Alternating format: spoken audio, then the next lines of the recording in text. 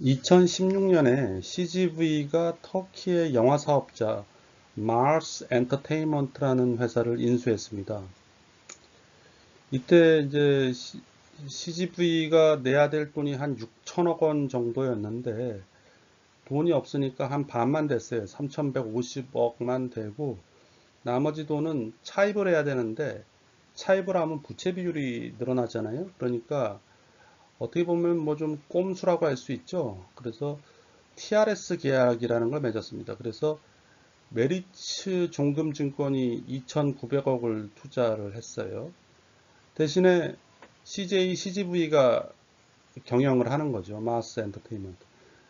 대신에 이 마스 엔터테인먼트로부터 발생하는 모든 이익 또는 손실이 날 수도 있겠죠. 그거를 다 CGV가 가져가고 대신에 메리츠 종금증권에게는 수수료를 주고 그 다음 5년 후인 2021년에는 이 2,900억 원도 그대로 사주겠다. CGV가 메리츠 종금증권으로부터 이런 계약을 체결했습니다. 그러니까 한마디로 마스 엔터테인먼트를 살려는데 돈이 부족했다.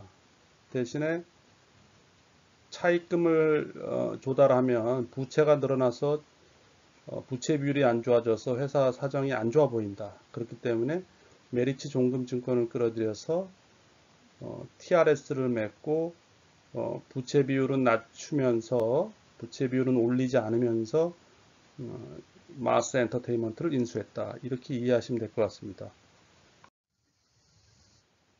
그래서 이 TRS라는 것을 간단하게 좀 설명을 드려볼게요. A랑 사람이 있는데 한국 회사 하나를 인수하고 싶어 합니다. 근데 시가총액이 1,000원이에요. 너무 비싸요. 돈이 없어요. 그래서 B라는 사람과 공동 투자를 하기로 마음을 먹고 둘 다 500원씩 투자를 해서 둘 다 지분율 50%씩 확보를 합니다. 대신에 B는 이 회사의 투자에는 관심이 없어요. 그런데 A와 B가 이제 약정을 맺는 거죠. TRS를 맺어서 이 회사로부터 발생하는 모든 수익이 나면은 이거를 다 B가 A에게 주겠다. 대신에 A는 B에게 그 수수료로 뭐 연간 30원을 계속 주겠다. 그러면 B라는 사람은 어떻게 보면 채권에 투자한 거랑 다름없습니다. 나중에 한 뭐 3년이나 5년 있다가 자기 지분 500원에 다시 A가 사가야 되는, 그러니까 B가 보유한 500원을 A가 다시 사가야 되는 그런 조항도 있어요. 그러니까 B는 결국은 은행이나 마찬가지입니다. A는 차입해서 투자한 거나 마찬가지인 성격이에요. 이게 이제 한국 회사를 투자했을 때 이제 이랬는데, 예를 들어 터키 회사를 투자한다고 볼게요. 똑같습니다. 구조는 100리라짜리 회사이기 때문에 50리라를 투자하고 A가 B도 50리라를 투자해요. 지분율이 50% 50% 되겠죠. 근데 이제 19년에 이익이 10리라가 발생해요. 그러면 지분율 50%를 갖고 있는 사람이 5리라를 가져가야겠죠. 근데 그 5리라를 A에게 줍니다. 대신에 수수료로 1,500원을, 이거는 원화로 돼 있다는 게 중요합니다. B라는 사람은 이 터키 리라화, 뭐 터키라는 나라에도 관심 없고 이 회사에도 관심 없고 리라의 화의 화폐 가치에도 관심 없어요. 그냥 A에게 돈 빌려준 거예요. 그래서 수수료라고 표현했지만 이자를 받는 겁니다.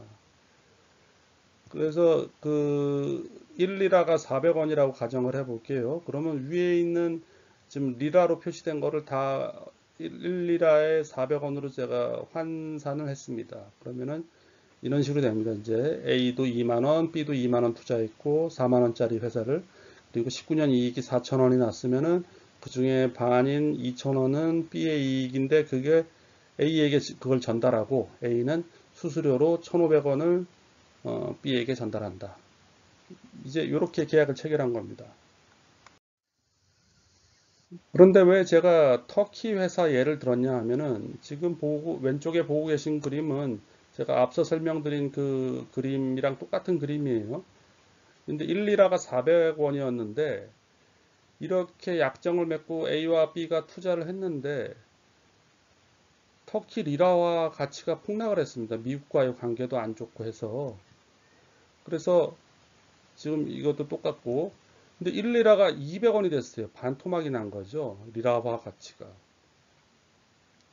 그러면은 그 이 리라화를 환율로 환산을 하면은 이제 시가총액은 2만 원으로 쪼그라들어 있고 19년 이익도 10리라가 이제 2,000원밖에 안 되는 거죠. 그러니까 19년 이익은 1,000원을 주고 수수료는 1,500원을 주는 겁니다. 그러니까 A한테 이제 손실이 발생한 거죠. 왜냐하면 A는 이러한 터키 회사의 이익과 손실을 다 자기가 부담하겠다고 했거든요. 그래서 터키 회사가 영업적으로 힘들어서 손실이 났다. 그래도 그걸 부담하겠다고 한 거고, 뭐 터키라는 나라의 환율이, 그러니까 화폐 가치가 하락을 해서 거기서 환손실을 입어도 그걸 내가 다 부담하겠다. 그러면 B는 그냥 채무자에 불과한 거죠. 그렇기 때문에 A는 이렇게 손실이 발생하는 거고, B는 전혀 뭐 그냥 채권자에 불과하기 때문에 돈 빌려준 거랑 똑같이 수수료만 챙기면 됩니다. 그리고 뭐 약정된 3년이나 5년 후에 자기 지분 2만 원을 다시 A에게 팔면 되는 겁니다. 2만 원에. 그래서 방금 설명드린 그 TRS를 가지고 제가 맨 처음에 보여드렸던 그걸 다시 한번 설명드려 보면은 CJ, CGV랑 이제 메리츠 종금증권이 터키의 마르스 엔터테인먼트라는 회사를 인수를 하는데 CJ, CGV가 3,150억, 메리츠가 2,900억을 돼서 이 지분율은 39%, 이 36% 이렇게 확보를 했어요. 그리고 이 마스 엔터테인먼트로부터 발생하는 이익과 손실은 다 CGV에게 넘기고 CGV는 수수료를 메리츠 종금증권에게 매년 지급하는 구조가 됩니다. 그런데 2016년에 마스 엔터테인먼트를 이제 인수를 할 때에는 1터키 리라가 400원이었는데 화폐 가치가 진짜 대폭락을 했습니다. 밤토막 이상 났어요. 지금 현재 이게 6월 5일 고시 환율인데 178원이 됐어요. 1리라가. 그러니까 50% 이상 손실이 난 거죠. 거의 60% 손실이 난 거죠. 이게 작년 초에 나온 기사인데요. 결국은 CGV가 터키 그 환율, 그러니까 화폐 가치 하락으로 직격탄을 맞았다. 그래서 파생상품 손실이 났다. 1770억이 났다. 이러한 기사가 떴습니다. 요거를 제가 한번 손실을 계산을 해봤거든요. 지금 보고 계신 게 CJ CGV의 최근 6년간 재무제표입니다. 밑에 손익계산서를 보시면은 2014년부터 19년까지 영업이익은 쭉 커져 오는데 밑에 파생상품 평가손실이라는 게 2017년부터 생겼죠. 620억, 2018년에는 1780억, 2019년에는 810억. 이거 단위가 10억 원 단위입니다. 이렇게 막대하게 손실이 생겼어요. 그래서 당기순이익도 그래도 뭐 쪽 적지만 흑자를 보던 회사가 2018년, 19년에는 보십시오. 1880억 적자가 났고 2019년에는 2390억 적자가 났죠. 이게 바로 파생상품 평가 손실 때문인데 파생상품 평가 손실과 이제 이자 비용 다른 또 그다음에 그 자기가 투자했던 회사에 M&A 하게 되면 영업권이 생기는데 그 영업권이 손상이 돼서 손상 차손도 발생하고 그래서 이렇게 단기 순손실이 크게 났는데 이 파생상품 평가 손실이 바로 TRS 계약, 메리츠 증권과 계약한 TRS 계약에서 나온 손실이라고 보시면 됩니다. 이번에는 CJ CGV의 주가 추이를 보는데요. 참 안타까운 현실이죠. 2016년만 해도 한 13만 몇천 원 정도 됐는데 지금 현재 주가는 23,000원 정도로 한 뭐 6분의 1 토막 이렇게 났네요. 이게 이제 CGV가 요즘 많이 어려운 게 이 터키를 인수를 잘못했다는 것과 최근 그 코로나 때문에 영화관에 사람들이 안 가는 것도 있고 그래서 하여간 근데 뭐 영화관에 안 가는 그 전부터 벌써 주가는 거의 4만 원대까지 떨어져 있었어요.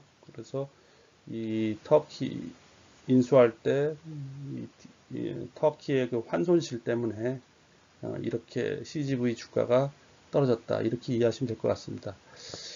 이상으로 마치도록 하고요. 뭐 댓글이나 아니면 또 궁금하신 점이 있으시면은 댓글로 남겨주시면은 제가 보고 답을 해드릴 수 있도록 하겠습니다. 감사합니다.